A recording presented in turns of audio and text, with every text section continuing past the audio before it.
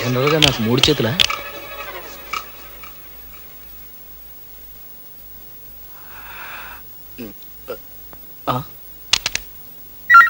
Hello, good evening. Reception. Good evening. సాయంకాలమా? ఛా, ఈ మందు తాగితే పొద్దునకి సాయంత్రానికి తేడా తెలియడం లేదు. May I help you? Yes please, you have to help me. మామూలుగా మనకి అంటే మనుషులకి ఎన్ని చేతులుంటాయి? ఎన్నేమిటండి, 2 చేతులేగా ఉంటాయి. కానీ నాకు 3 ఉన్నాయే. మీరు సరిగ్గా లెక్కేసుకున్నారా? 1 మినిట్. 1 2 3. 1 2 3. 1కి 2 సార్లు లెక్క పెట్టాను, 3 ఉన్నాయి. నేను ఈ హోటల్లోకి వచ్చేటప్పుడు ఎన్ని చేతులతో వచ్చానో మీరు ఎవరైనా నోట్ చేశారా? సారీ, ఇక్కడికి వచ్చే గెస్ట్ల కాళ్ళు చేతులు లెక్కేయటం మా డ్యూటీ కాదండి, అది సెక్యూరిటీ వాళ్ళ డ్యూటీ.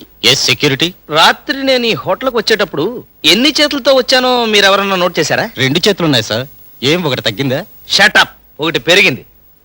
నాకు 2 చేతులే ఉన్నాయని గ్యారంటీగా ఎలా చెప్పగలవు? 3 చేతులుంటే విచిత్రంగా చూసేవాళ్ళం కదా సార్. ఓహో, అదా నీ లాజిక్. Thank you.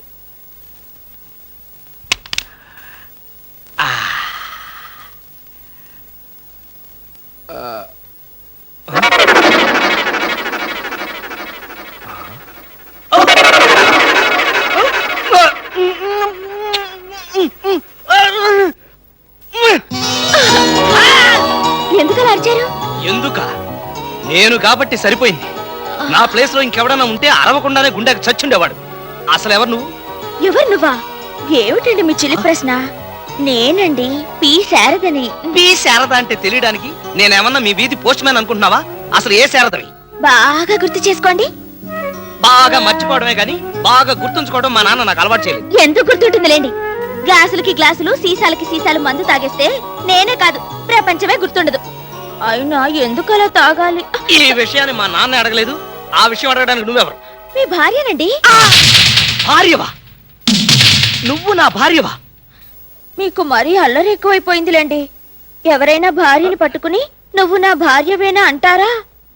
ఎవరి భార్యనైనా అడిగితే చెప్పు తీసుకు కొడతారు. అందుకే మిమ్మల్ని అడుగుతున్నాను. చూడండి శారద గారు. చిచి, ఇదేమిటండి గారు గీరు అంటూ? ఒక భారత స్త్రీని భర్త ఎప్పటికీ వసే ఏమేమని పిలవాలి, గారు గీరు అని పిలవకూడదని శాస్త్రాలు ఘోషిస్తున్నాయండి. ఘోషించడమా గోంగూర? ఏమిటండి ఇది? ఎంత పెళ్ళాన్నైతే మాత్రం కొత్తని కూడా లేకుండా దుప్పట్లు లాగిస్తున్నారే.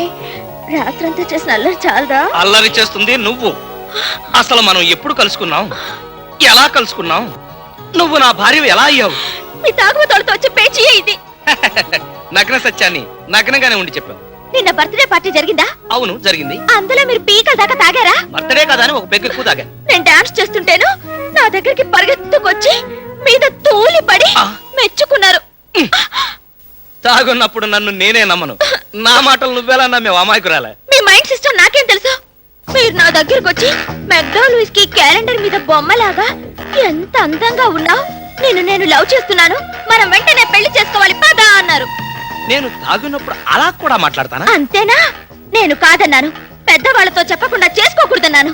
మా నాన్న ఈ పెళ్లికి చచ్చినా ఒప్పుకోడు అన్నారు. మీరు ఇంతవరకు తెలుగు సినిమా లాగానే ఉంది. మర్యాదగా వస్తావా లేక కేక్ కట్ చేసిన కత్తి తీసుకుని నా మీద కట్ చేసుకోమంటావా అని కత్తి తీసుకున్నారు. గొంతు కోసేసుకున్నానా? లేదండి, మీ గొంతు బాగానే ఉందిగా. నిజమే, తొందరపడి గొంతు కోసుకున్నట్టయితే ఇవాళ మందు తాగడానికి గొంతు ఉండేది కాదు.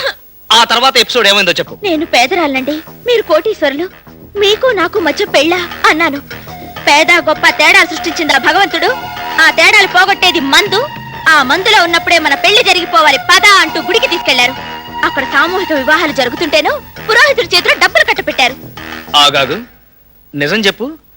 పురోహితుడి చేతిలో డబ్బులు కట్ట పెట్టానా, ఫుల్ బాటిల్ పెట్టానా? ఎందుకంటే పార్టీలో ఒక బాటిల్ మిస్సింగ్. అబ్బా, డబ్బులు కట్టి పెట్టాలండి. ఆ తర్వాత పురోహితుడు మీ చేత్తో నాకు ఈ తాళి కట్టించాడు. నా చేతే కట్టించాడా? మందులో సరిగా కట్టలేకపోతున్నాను వాడే కట్టాడా? చాచా, మీ చేత్తోనే స్వయంగా నాకు ఈ తాళి కట్టించాడండి. నాకు విషాదంగా ఉన్నా కథ ఇంట్రెస్టింగ్ గానే ఉంది. ఆ తర్వాత ఏం జరిగిందో కంటిన్యూ. కంటిన్యూ ఏముంది? ఈ రూమ్ కి తీసుకొచ్చారు, శోభనం కూడా జరిగింది. శోభనం కూడా? శోభనం కూడా అయిపోయిందా? అబ్బా, ఏంటండి పెళ్ళయ్యాక శోభనం అవ్వకుండా భజన కార్యక్రమాలు అన్నదానాలు జరుగుతాయా? అసలు రాత్రంతా మన నిద్రపోయావా? ఏ మంచం నిండా నల్లులా? అబ్బా, ఇంతకంటే వివరంగా చెప్పాలంటే నాకు సిగ్గేస్తుంది బాబు. నీకు సిగ్గుగా ఉంది, కానీ నాకు బాధ, భయం, ఆందోళన, ఆవేశం అన్నీ ఉన్నాయి. నీతో పెళ్ళయిందని తెలిస్తే ఆ సంగీత బ్రతుకుతుందా? సంగీత అదేమిటండి మన ఇద్దరి మధ్య? నా కాబోయే భార్య. నిజంగానా? అయ్యయ్యో, నా బతుకులో నిప్పులు పోసేసి ఆ సంగీతం మళ్ళీ పెళ్లి చేసుకుంటారా? ఇలాంటి రాంగ్ స్టేట్మెంట్స్ ఇవ్వద్దని చెప్పాను. నిన్ను నేనెప్పుడు పెళ్లి చేసుకున్నాను? అయ్యయ్యో, అందుకే మీ మగాళ్ళని అస్సలు నమ్మకూడదు. చివరికి మీరు ఇలా అంటారని నాకు బాగా తెలుసు. దిక్కు మొక్కులేని అనాథని నా బాధని ఎవరికి చెప్పి ఏడవను? ఇదిగో, నువ్వు అలా ఏడవకు. నువ్వు ఏడిస్తే నాకు కూడా ఏడుపు రావట్లేదు. అయితే నీకు నిజంగానే ఎవరు లేరా? అమ్మ నాన్న చిన్నప్పుడే చనిపోయారు. అమ్మమ్మ దాని చిన్నప్పుడే చనిపోయింది. తాత తను నాకు డాన్స్ నేర్పి మొన్ననే చనిపోయాడు. నువ్వు చేసే డాన్స్ చూడలేక అబ్బా, క్యాన్సర్ వచ్చి.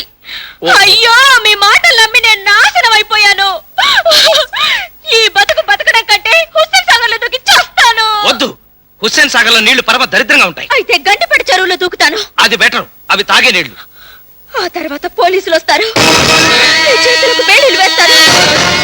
ఆ తర్వాత కోర్టులు, వాయిదాలు, చివరికి మీకు ఉరి శిక్ష పడుతుంది. నా భర్తను ఉరి తీస్తుంటే నేను చూడలేనండి. అందుకే ఇప్పుడే చచ్చిపోతాను. చాలే ఆపు. ఇప్పుడేం చేద్దామో చెప్పు. చేసేదే ఉందండి. మాది చాలా ఆచారమైన కుటుంబం. మా వంశాచారం ప్రకారం శోభనం అయిన తర్వాత మొగుడు పెళ్ళాలు కలిసి గుడికెళ్ళి అర్చన చేయించడం అలవాటు. అంటే నేను ఇప్పుడు గుడికి కూడా రావాలా? ఫోన్లేండి, గంటిపేట చెరువుకెళ్లే సిటీ బస్ నెంబర్ ఏంటో చెప్పండి. ఏ బస్సుతో సహా దూకి చద్దామనా?